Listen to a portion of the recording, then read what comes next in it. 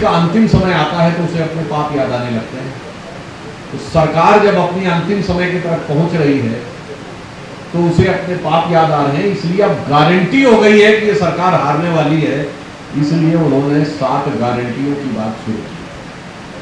तो मैं क्रमशः आपके समक्ष उन 7 का एक बिंदुवार प्रस्तुतिकरण करूंगा। पहला उन्होंने कहा कि इंग्लिश मीडियम की शिक्षा की गारंटी देंगे। वास्तविकता यह है कि अंग्रेजी मीडियम के स्कूलों में 58% वैकेंसीज रिक्त हैं। वास्तविकता यह है कि तमाम टीचर्स को बगैर किसी तैयारी के सीधे उन स्कूलों में भेज दिया गया। 125 से अधिक टीचरों ने वापस जाने का आवेदन लगा दिया। इन्होंने कहा है कि 3000 नए स्कूल खोलेंगे। मैं याद दिलाना चाहता हूं, पिछले घोषणा पत्र में इन्होंने कहा था 20,000 नए स्कूल खोलेंगे। आप सभी उनसे जाके पूछिए कि 20,000 में कितने स्कूल खोल दिए। और उससे ज्यादा महत्वपूर्ण बात यह कि राजस्थान का मुख्यमंत्री कह रहा है, तो अशोक गहलोत जी का वो आपको सेंटेंस याद है कि अच्छा दिखने और अंग्रेजी बोल लेने से कोई समझदार नहीं हो जाता है। याद है ना किसके लिए बोला था? अपनी पार्टी के नेता के लिए बोला था ना। तो मैं याद दिलाना चाहता हूं अशोक गहलोत जी को कि साहब अंग्रेजी बोलने से आदमी समझदार नहीं हो जाता है। अब आज आप कह रहे हैं अंग्रेजी माध्यम के स्कूल खोलेंगे, तो आप अपना मजाक उड़ा रहे हैं या राजस्थान की जनता का मजाक उड़ा रहे हैं?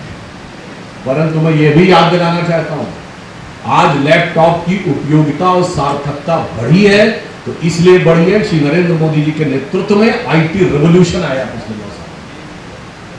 आज हम सब जितनी सहजता के साथ ब्रॉडबैंड की स्पीड और ब्रॉडबैंड की कॉस्ट, इसमें इतना भारी परिवर्तन आया है कि 2013 में औसत ब्रॉडबैंड की स्पीड 1.7 मेगाबाइट पर सेकेंड थी। आज औसतन 3.9 मेगाबाइट पर second on an average broadband connection पूरे भारत में पहुंच गए हैं। और पर डाटा की जो स्पीड कॉस्ट है वो लगभग 25 गुनी कम है। यानी सार्थकता और वास्तविकता तो हमने करके दिखाई है, आपने जो कहा है वो गारंटी कभी पूरी होती हुई नजर नहीं आती। ये फिर इस बात को दिखा रहा है कि आपके मन में इन चीजों को लेकर कोई ईमानदारी नहीं है। हिमाचल और कर्नाटक में जहां आपकी सरकारों ने यह प्रयास किया, वहां सत्ता में आने के बाद उनके सुर बदल गए। इससे बहुत साफ है कि आप लंबे समय सत्ता में रह के जो काम नहीं किए, अब चूंकि आपको गारंटी दिख रही है कि सत्ता में वापसी नहीं आनी है, तो यह करने का प्रयास कर रहे हैं। इंडी गठबंधन के ये तथाकथित INDIA गठबंधन, जिसका हिंदी में नाम भी 10 में से 9 कांग्रेस के नेता सहज रूप से नहीं ले पाते, जिसमें आखिर में IA है, इंक्लूसिव अलायंस है। अब लगता वो एक्सप्लोसिव अलायंस हो गया है, क्योंकि कोई किसी को चालू पार्टी बोल रहा है, कोई किसी को चिरकुट पार्टी बोल रहा है।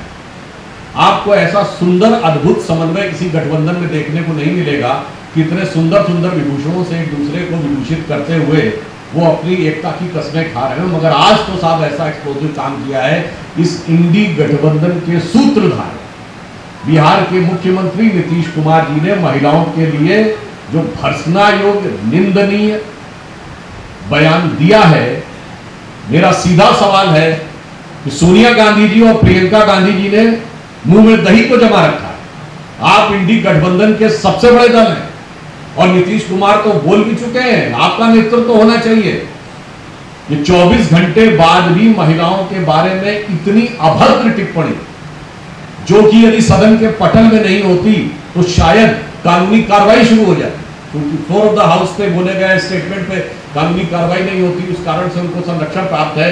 मेरा सीधा सवाल है कि प्रियंका गांधी जी और सोनिया गांधी जी महिलाओं के बारे में संभवतः भारत की राजनीति की अब तक की सबसे अभद्र टिप्पणी के ऊपर मौन को धारण किया।